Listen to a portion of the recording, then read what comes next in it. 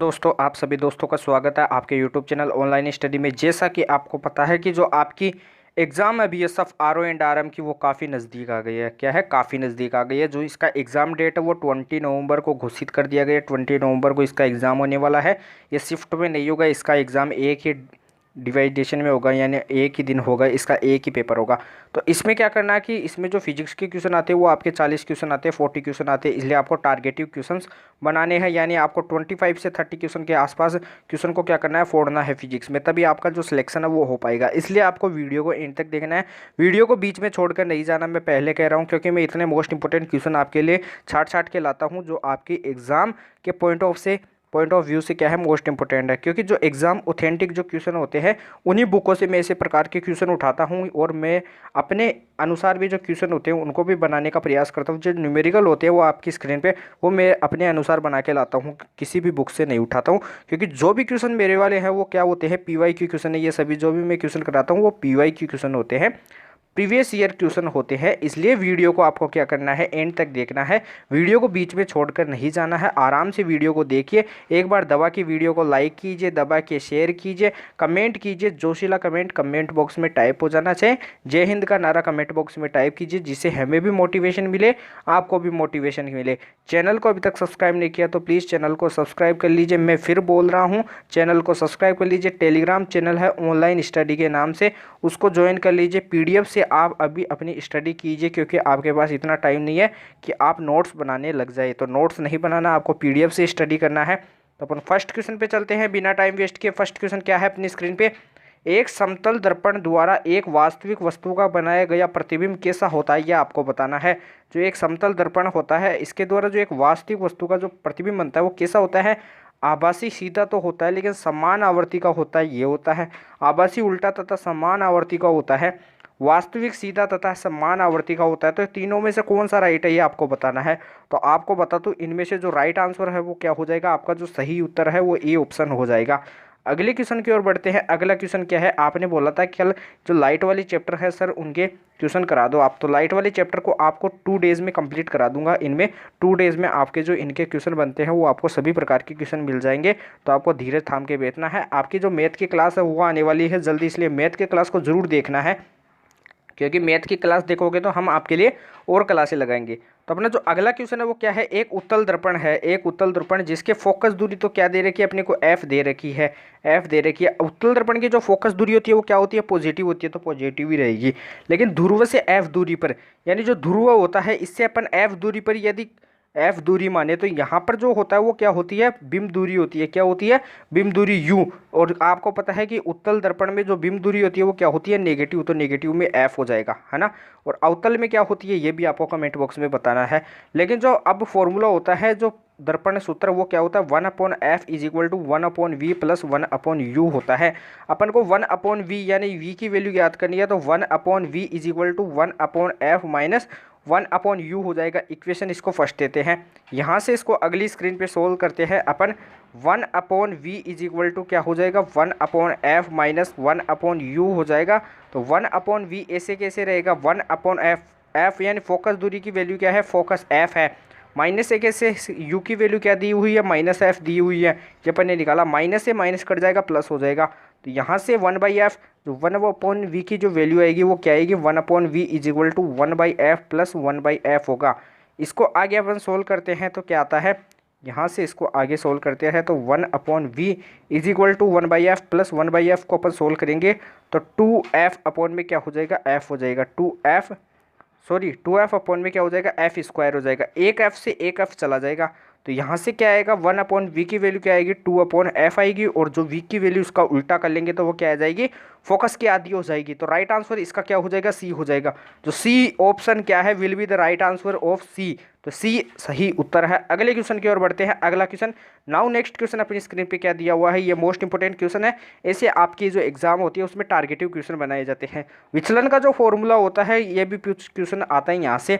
जो विचलन का फॉर्मूला होता है वो क्या होता है, 180 डिग्री माइनस का 2i, या फिर अपवर्तनांक कोण बनते हैं 2i बोल सकते हो या फिर 2r बोल सकते हो। तो यहाँ से भी जो क्वेश्चन बनते हैं उनको भी मैं करा दूंगा।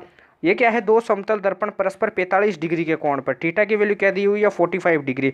इनके मध्य वस्तु रख देने पर बने कुल प्रतिबिंबों की जो संख्या होगी वो क्या होगी। तो बने कुल प्रतिबिंबों की जो संख्या होती है उसे स्मॉल n से शो किया जाता है। इसका फॉर्मूला होता है 360 डिग्री अपॉन में थीटा होता है। +1 और -1 उसके बाद की बात है, लेकिन 360 ऐसे कैसे रहेगा। थीटा की वैल्यू क्या दी हुई है 45।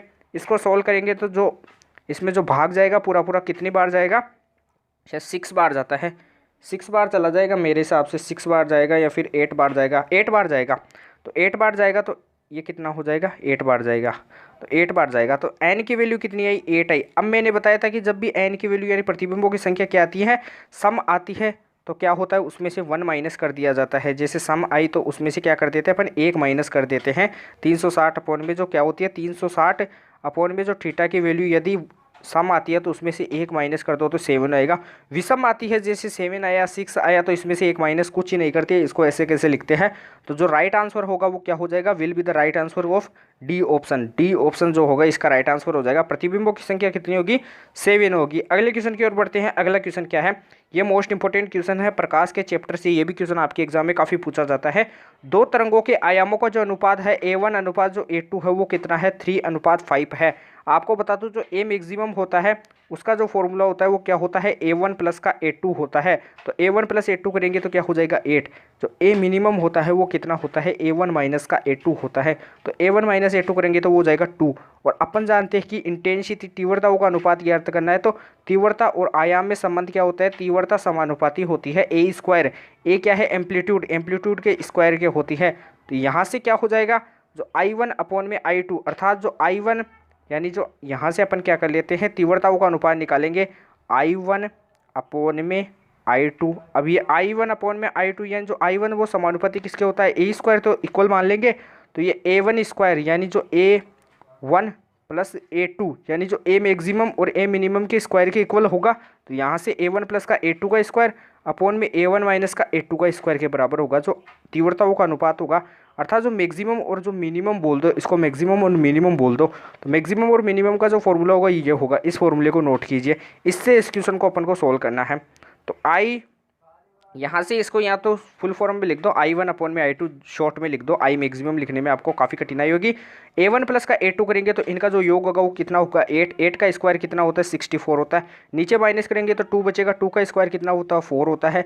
तो 64 अपॉन में क्या हो जाएगा 4। 4 को इनसे डिवाइड करेंगे तो क्या आएगा, जो इंटेंसिटी जो तीव्रताओं का जो अनुपात आएगा वो कितना आएगा आपके पास, 16 अपॉन में 1 आएगा, अर्थात 16:1। जो अपना राइट आंसर कौन सा दिख रहा है, बी ऑप्शन अपना राइट आंसर इसमें दिखाई दे रहा है। तो राइट आंसर इसका बी हो जाएगा, इसको आप देख लीजिए, राइट आंसर इसका बी हो जाएगा। अगले क्वेश्चन की ओर चलते हैं। अगला क्वेश्चन क्या है, यदि समान आवर्ती की दो प्रकाश तरंगों की तीव्रता का अनुपात क्या दे रखा है, अर्थात जो I1 अनुपात जो दे रखा है I2 वो कितना दे रखा है, 4:1 दे रखा है।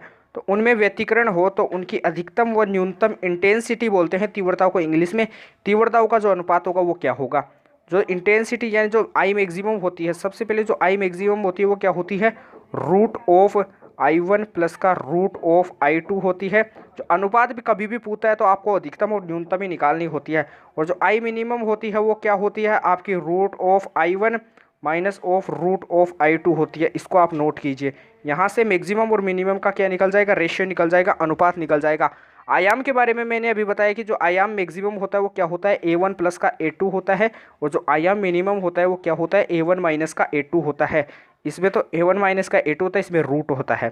तो I मैक्सिमम अपॉन में I मिनिमम का जो अपन क्या निकालेंगे, रेशियो निकालेंगे। I मैक्सिमम अपॉन में क्या निकालेंगे, I मिनिमम का जो रेशियो निकालेंगे वो क्या हो जाएगा, रूट ऑफ I1 प्लस का रूट ऑफ I2 अपॉन में अंडर रूट ऑफ या फिर under root of I1 minus of root of I2 हो जाएगा। तो यहाँ से क्या हो जाएगा, root of I1, root of I1 की वैल्यू क्या है 4 है, I2 की वैल्यू क्या है 1 है। तो 4 प्लस रूट ऑफ 1 अपॉन में under root 4 minus root of 1। 4 का रूट कितना होता है 2 होता है, 2 प्लस 1 का क्या होता है 1 होता है, नीचे क्या हो जाएगा 2 माइनस 1। तो 3 अपॉन में क्या हो जाएगा 1 हो जाएगा। जो यानी जो इंटेंसिटी मैक्सिमम और नीचे क्या हो जाएगी मिनिमम, इनका जो रेशियो होगा वो कितना हो जाएगा, 3:1 हो जाएगा, यानी 3:1 हो जाएगा। जो आपको ऑप्शन में नहीं दिखाई दे रहा है, इनमें क्या है थोड़ी मिसप्रिंटिंग दी हुई थी, इसलिए आपको क्या कर लेना है, इसमें क्या दे रखी है आपको थोड़ी सॉरी, इसमें थोड़ी क्या हो गई, गलती हो गई अपने से। इनका भी अपन को जैसे ए का स्क्वायर किया था वैसे ही इनका भी स्क्वायर होगा। क्या होगा, इनका भी स्क्वायर होगा। तो इनका भी स्क्वायर कर लोगे तो लास्ट में इसका डायरेक्ट स्क्वायर कर देना, 9/1 आ जाएगा। 9:1 यानी 9:1 हो जाएगा इसका राइट आंसर। आपको कुछ नहीं करना, इसमें थोड़ी सी मिस्टेक थी, इसको आपका क्या लेना, करेक्शन कर लेना। इसमें क्या मिस्टेक थी, अपन ने क्या मिस्टेक कर दी, यानी अपन ने आई मैक्सिमम अपॉन में आई मिनिमम निकाला है। तो इसको ऐसे करना है, बस √I1 प्लस का √I2 का ही स्क्वायर करना है, और नीचे क्या लिखना है, √I1 माइनस ऑफ √I2 का स्क्वायर करना है।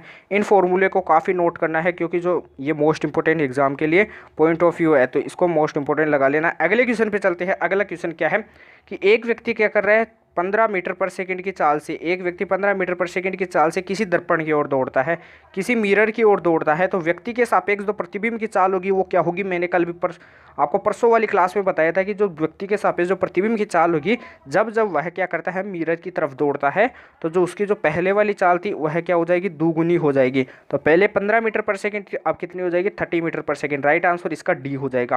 क्या हो जाएगा, डी ऑप्शन इसका राइट आंसर हो जाएगा। नाउ क्वेश्चन, नेक्स्ट क्वेश्चन पे चलते हैं। नेक्स्ट क्वेश्चन अपने स्क्रीन पे क्या है, एक फोटोन का जो संवेग है वो कितना दिया हुआ है। संवेग को क्या बोला जाता है, इंग्लिश में मोमेंटम बोला जाता है। इसको पी से शो किया जाता है। 2 × 10 की पावर क्या दिया हुआ है, -16 दिया हुआ है। तो इसकी जो एनर्जी होगी ई, वो क्या होगी आपको बताना है। आइंस्टीन इक्वेशन क्या होती है, ई इज इक्वल टू क्या होती है, mc² होती है। क्या होती है, mc²। तो एम सी मल्टीप्लाई, इसको सी लिख सकता हूँ। सी क्या है, आपका प्रकाश का वेग है, लेकिन वेग तो है ना, लेकिन जो मोमेंटम का जो फॉर्मूला होता है वो क्या होता है, mv। तो वेलोसिटी आता है, लेकिन जो v होता है वो कैसा भी हो सकता है। तो प्रकाश के लिए जो एनर्जी ई इक्वल किसके हो जाएगा, mc को क्या मान लेंगे अपन, p मान लेंगे, मल्टीप्लाई किसके, c मान लेंगे। तो यहाँ से जो फॉर्मूला बनेगा वो क्या बनेगा अपना, E is equal to p momentum multiply c के हो जाएगा।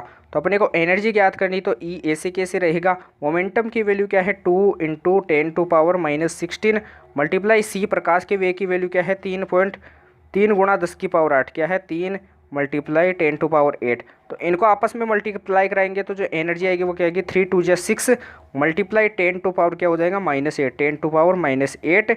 और जो एनर्जी का मात्रक होता है वो जूल होता है। राइट आंसर इसका क्या दिख रहा है आपको, सी दिखाई दे रहा है। तो सी इसका राइट आंसर हो जाएगा। अगले क्वेश्चन की ओर बढ़ते हैं। अगला क्वेश्चन क्या है, 10⁻⁻10 तरंग दैर्ध्य के एक्स किरण पुंज में जो फोटोन का जो संवेग होगा वो क्या होगा। तो फोटोन का जो संवेग होता है उसका जो फॉर्मूला होता है वो क्या होता है, P is equal to H upon में क्या होता है, लैम्डा होता है। इस फॉर्मूले को आप नोट कीजिए, ये मोस्ट इंपॉर्टेंट है। इससे अपन इसका क्या करते हैं, सॉल्यूशन करते हैं। इससे अपन इसका क्या करते हैं, सॉल्यूशन करते हैं। तो मोमेंटम की वैल्यू ज्ञात करनी है। तो H क्या होता है, अपना प्लांक कांस्टेंट होता है, जिसकी वैल्यू होती है 6.6 मल्टीप्लाई 10⁻⁻34 होती है। नीचे क्या चला जाएगा, 10⁻⁻10 क्या है, अपनी वेवलेंथ है। लेमडा की वैल्यू क्या दे रखी है अपने को, लेमडा वेवलेंथ की वैल्यू 10⁻⁻10 है। ये ऊपर जाएगा तो क्या हो जाएगा, +10 हो जाएगा। +10 पावर जाएगी तो क्या हो जाएगा, जो मोमेंटम होगा वो क्या होगा, 6.6 मल्टीप्लाई 10⁻, क्या हो जाएगा, -24 हो जाएगा। जो अपना कौन सा ऑप्शन दिखाई दे रहा है, अपना सी ऑप्शन दिखाई दे रहा है। C option will be the right answer. अगले क्वेश्चन की ओर चलते हैं। 9th क्वेश्चन अपनी स्क्रीन पे क्या है, उससे पहले आप एक वीडियो दबा के एक बार वीडियो को लाइक कीजिए, शेयर कीजिए, कमेंट कीजिए कि आपको वीडियो कैसी लग रही है। और चैनल को अभी तक सब्सक्राइब नहीं किया तो प्लीज़ चैनल को सब्सक्राइब कर लीजिए, क्योंकि इसी के माध्यम से हम आपके लिए वीडियो बनाते हैं। आपके लिए ऐसी नई नई वीडियो आती रहेगी, इसलिए आप चैनल को सब्सक्राइब कर लीजिए। 9th क्वेश्चन क्या है, उत्तल दर्पण द्वारा बनने वाला जो प्रतिबिंब होता है वो कैसा होता है, सदैव कैसा होता है, आभासी होता है। राइट आंसर ए हो जाएगा। अपन को क्वेश्चन पे टाइम नहीं लगाना है, अपने को जो भी आंसर दिखता है अपन को क्वेश्चन का आंसर लगाते फटाफट चलना है। समतल दर्पण है एक, आपका कैसा मिरर दिया हुआ है, समतल दर्पण। इस पर एक किरण क्या होती है, अभिलंबवत आपतित होती है। तो परावर्तन कोण, यानी जो परावर्तन कोण का जो मान होगा वो क्या होगा आपको बताना है। आपतन कोण का मान नहीं बताना, आपको परावर्तन कोण का मान बताना है। 90 डिग्री होगा, 45 डिग्री होगा, 60 डिग्री होगा, 0 डिग्री होगा। आपको बता दूं, यदि अभिलंबवत समतल दर्पण पर कोई किरण आपतित होती है तो उसका जो परावर्तन कोण होता है वो क्या होता है, 0 डिग्री होता है। Right answer will be the D option. अगले क्वेश्चन की ओर चलते हैं। अगला क्वेश्चन क्या है, 54 किलोमीटर पर हावर। सबसे पहले जो किलोमीटर पर हावर होता है, क्या होता है, किलोमीटर पर हावर होता है। इसको मीटर पर सेकंड में बदलने के लिए 5 अपॉन यानी 5/18 से अपन क्या कर देते हैं, मल्टीप्लाई कर देते हैं। तो 54 किलोमीटर पर हावर है, इसको 5/18 से मल्टीप्लाई कराओगे तो अपना जो क्या आएगा, वेलोसिटी वो क्या निकलेगा अपना, 18 54 3, तो 15 मीटर पर सेकंड क्या आएगा अपना, वेलोसिटी आएगा। तो अपन क्या करेंगे, वेलोसिटी को तो यहाँ पे नोट करते हैं। जो अपना वेलोसिटी अपन ने क्या निकाला, 15 यानी 15 मीटर पर सेकंड निकाला।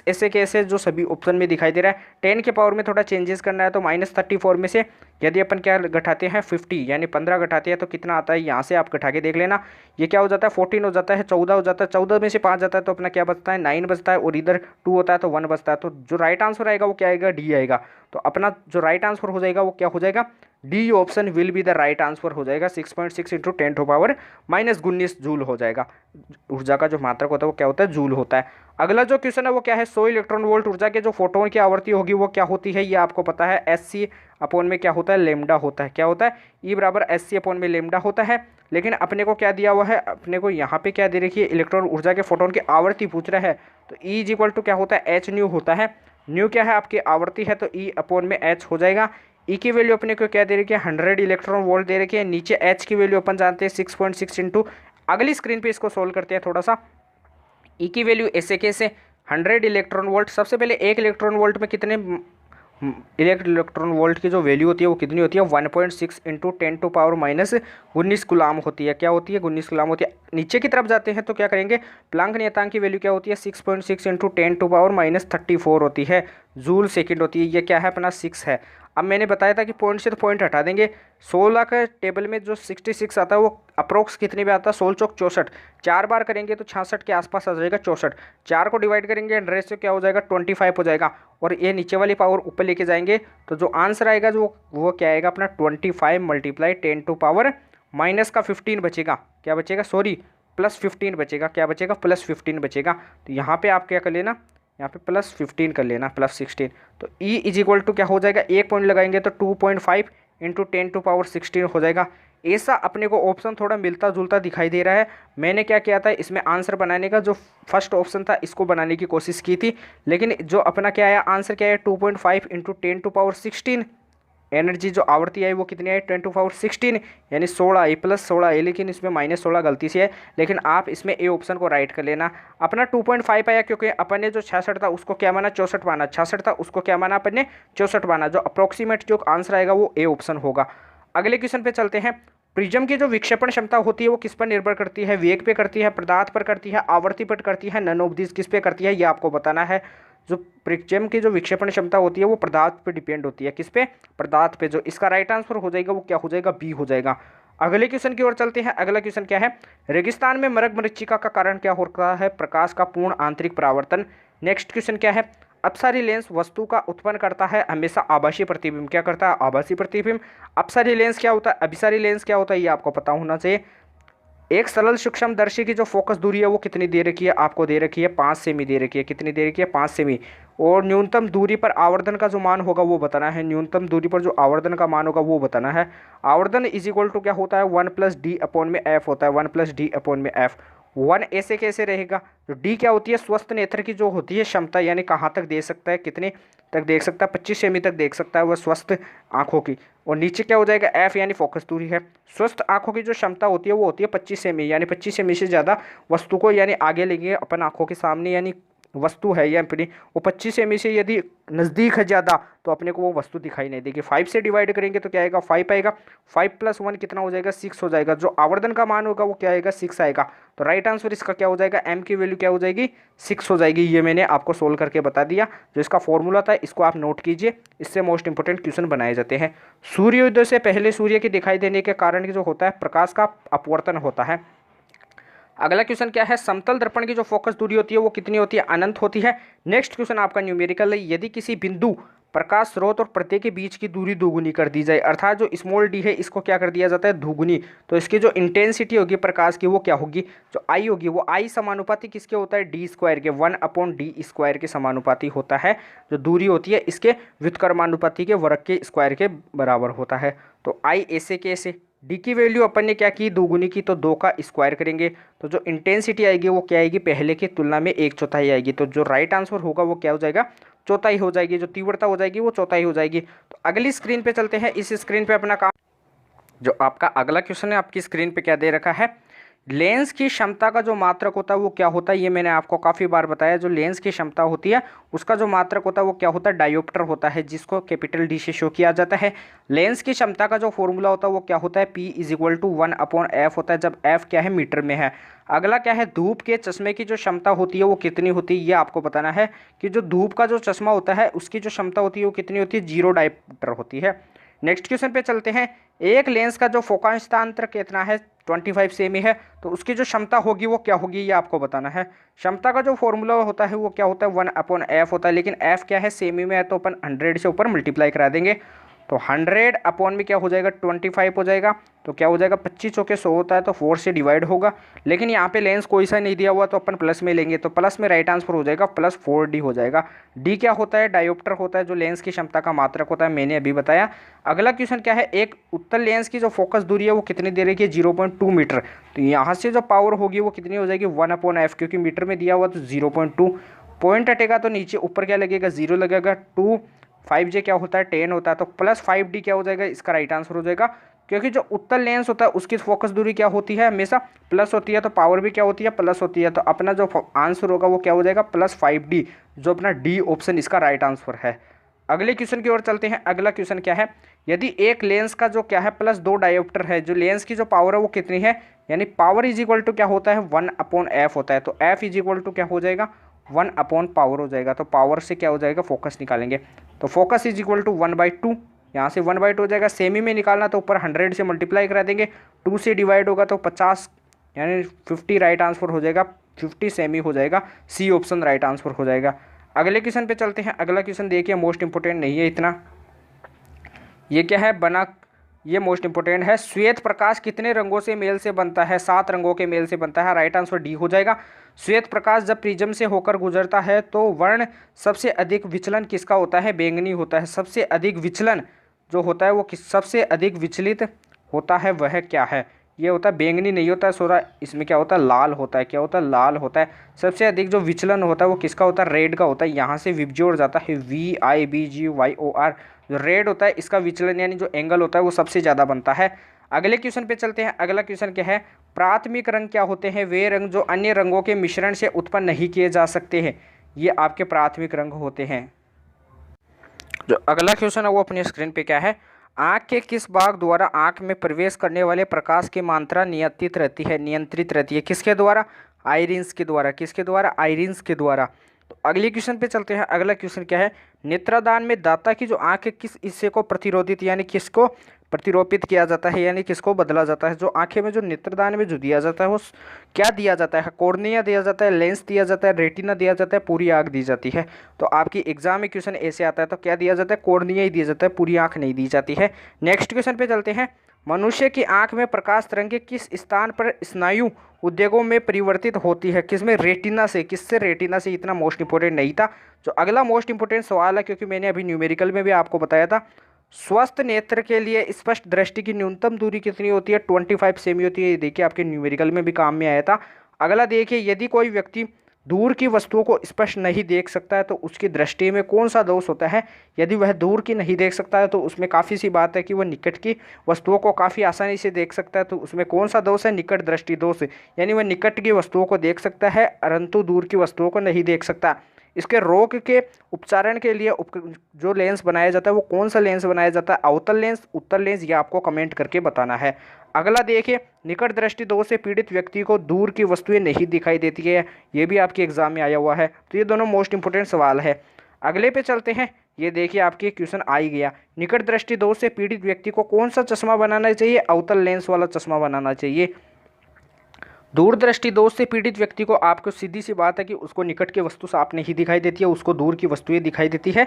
इसके निवारण के लिए क्या बनाना चाहिए, उत्तल लेंस बनाना चाहिए। इसका जो राइट आंसर हो जाएगा वो ए हो जाएगा। तो दूर दृष्टि दोष और निकट दृष्टि दोष से काफ़ी एग्जाम में सवाल आते हैं। अगला देखिए, बुढ़ापे में दूर दृष्टि दोष वह खराबी होती है जिससे लेंस बहुत अधिक छोटा हो जाता है। क्या हो जाता है, जिसमें लेंस क्या हो जाता है, बहुत अधिक छोटा हो जाता है आँखों का लेंस। अगला देखिए, इससे इंपॉर्टेंट क्या है, ये जरा दृष्टि दोष वाला जो क्वेश्चन है ये आपके लिए मोस्ट इंपॉर्टेंट है। जरा दृष्टि दोष होता है कि उपचार के लिए बायोफोक्स लेंस लगाया जाता है, बायोफोकल लेंस लगाया जाता है। अगला देखिए, मानव के नेत्र के रेटिना पर प्रतिबिंब कैसा बनता है, वास्तविक एवं कैसा बनता है, उल्टा बनता है। इसके नीचे जो क्वेश्चन दिया हुआ वो उसको आपको सुमेलित करना है। अपन ने ऊपर पढ़ा कि निकट दृष्टि दोष के लिए कौन सा लेंस काम में लेते हैं, अवतल लेंस।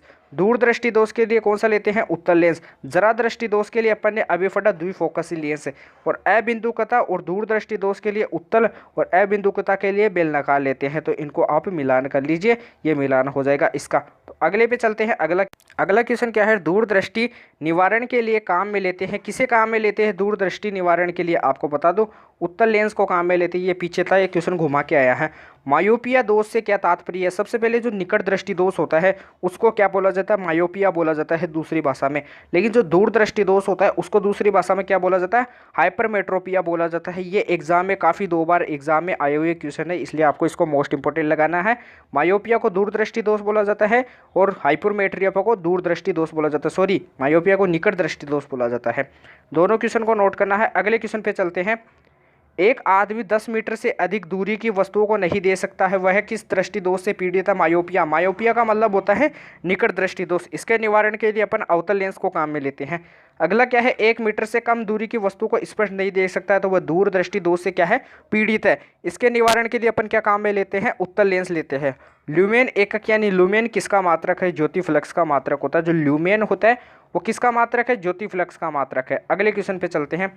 दूरबीन क्या है, जो दूरबीन है वो एक प्रकार की क्या है, ये दूर की वस्तुओं को स्पष्ट देख सकती है। आपको पता है कि अपन दूरबीन से क्या करते हैं, दूर की वस्तुओं को स्पष्ट देख सकते हैं। जो दूरबीन काम में किसकी आती है, दूर की वस्तुओं को स्पष्ट देखने में।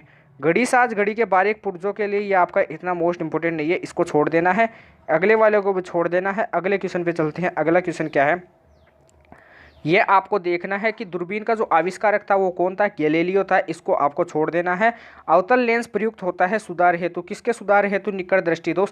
ये जो आपके अवतल लेंस और उत्तल लेंस से जो क्वेश्चन है वो आपकी एग्जाम में देखिए कैसे कैसे घुमा के आता है। यानी जो एग्जाम में जो आपका जो थ्योरी का जो पार्ट्स होता है उसको थोड़ा चेंज कर दिया जाता है और क्वेश्चन में घुमा दिया जाता है। सूर्य के छिपने से पहले दीर्घवृत्तीय प्रतीत किसके कारण होता है, प्रकाश के अपवर्तन के प्रभाव के कारण होता है। राइट आंसर सी हो जाएगा। इसको भी देखिए आप।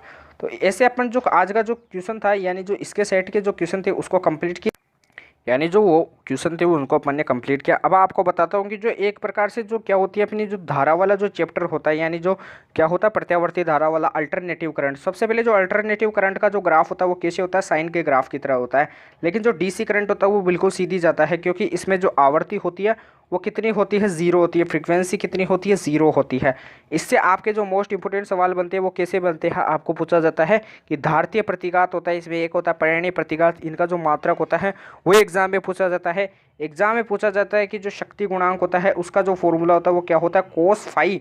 ये क्या है आपका, फाई है। Cos phi is equal to R upon में जेड। आर क्या है आपका प्रतिरोध है, जेड क्या है आपकी प्रतिबाधा है। क्या है, जेड क्या आपकी प्रतिबाधा है। और प्रतिबाधा को मान जो होता है वो क्या होता है ये भी आपको पता होना चाहिए। और इससे पहले मैं आपको बताता हूँ कि जो धारा यानी जो आरएमएस वैल्यू होती है IRMS, इसका जो मान होता है वो क्या होता है, I0 अपॉन में क्या होता है, √2 होता है। जो VRMS होता है इसका मान क्या होता है, V0 अपॉन में √2 होता है। अनुपात वाले क्वेश्चन एग्जाम में पूछे जाते हैं। जैसे आपसे पूछा जाता है आई नोट अपॉन में आई आर एम एस का जो अनुपात होगा वो क्या होगा, ये आपको बताना है। √2/1 होगा, √2:1 होगा।